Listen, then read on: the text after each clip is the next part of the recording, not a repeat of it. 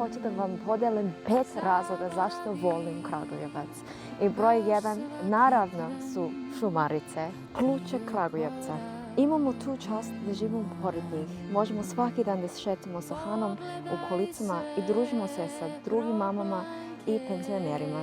Iako Kragujevac nije jedan od najvećih gradova, ipak ima duh velikog grada. Uvijek se nešto dešava i tu su i mnogo mladih ljudi koji donese energiju u grad. Kao na primjer momci koji su se izborili za izgradnju skate parka i organizatori piknika, izložbi, predstava, markete sa malim proizvođačima i breakdance događaja. Kulture ima, duše ima i mladi i kreativni ljudi imaju pretek. I baš se to osjeća. I Kragujevac je dovoljno mali da kad izađete iz kuće uvijek sretnete poznata lica. Imate osjećaj kao da ste deo šumadijske familije. I život za djecu ovdje sjajan. Naselje je uvijek puno milišana. Ja sam jučer kupila na primjer lepeze od dečje prodavnice. I konačno kaže da je dom tamo gdje je srce. Zato je razlog broj 5 Žarko.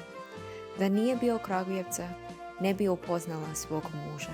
Kragujevčani, da li se slažete sa mojim razlozima? Imate li još nešto da dodate? Pišite u komentarima.